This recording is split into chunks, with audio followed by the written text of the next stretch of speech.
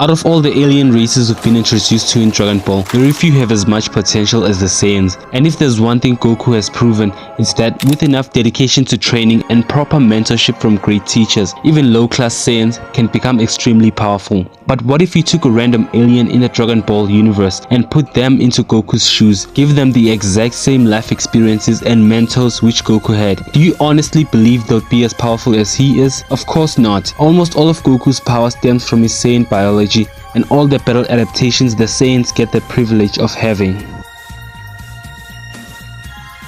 From birth, Saiyans already have their tails, which were a great asset in battle back when they used to conquer planets. And although a 10 times multiplier of power seems insignificant for today's standards, where you need godly forms just to compete, back when it was relevant, the Great Ape was a force to be reckoned with.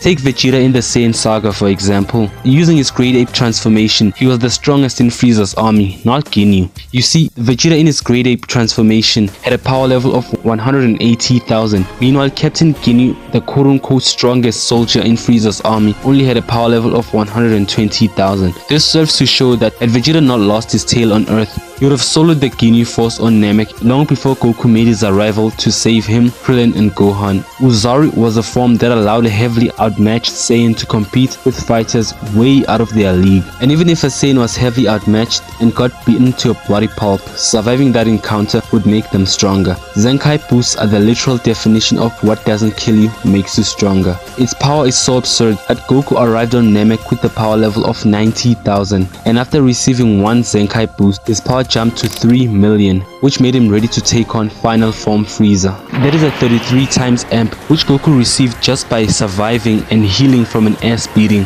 But the madness doesn't end there. It continues when you consider the Super Saiyan transformations. The first 3 Super Saiyan transformations alone are already broken, with 1 being a 50 times multiplier, 2 a 100 times multiplier, and 3 a 400 times multiplier of a Saiyan's base form. I think some people don't comprehend how absurd these Saiyan forms are, because nowadays they've become warm-up punching bags for villains. But if you put them into perspective, you begin to see how absurd of a power these forms grant you. Let's take an average human and allow them to turn into Super Saiyan. According to the website strengthlevel.com, a complete beginner should be able to bench press 103 pounds or 47 kilograms. In Super Saiyan, the human would automatically be able to bench press 5,150 pounds, which is insane because the world record for bench pressing is 1,350 pounds, a feat performed by Jimmy Kolb in the International Powerlifting Association on the 4th of February 2023. As for speed, the average human top speed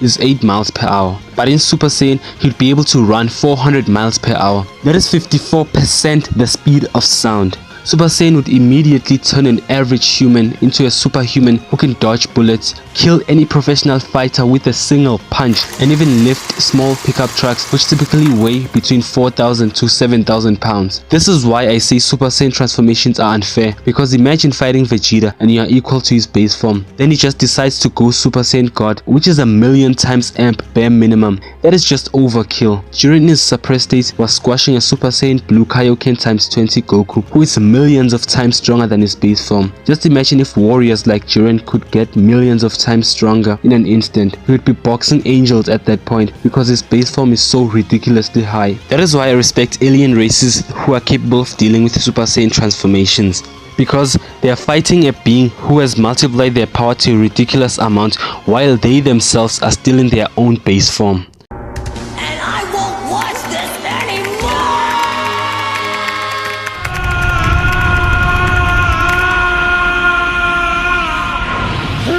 While full-blooded Saiyans have to bust their asses to gain power, hybrid and legendary Saiyans are walking cheat codes for power, born with so much latent potential that they put the gods themselves to shame. The best example of this is the fan-favorite Saiyan-human hybrid Son Gohan, whose latent potential is so high that he was headbutting his uncle Raditz with enough force to knock the wind out of him as a 4-year-old kid. The same Raditz who was capable of tanking moon vaporizing energy blast from his father and Master Piccolo, to swapping hands and momentarily dominating Frieza, the ruler of a galactic emperor which specializes in conquering and trading planets as a 5-year-old kid. Let that sink in for a moment. A 5-year-old kid who is capable of boxing with a being which can literally vaporize planets with a single finger and laugh while doing so. That kind of power is demonic.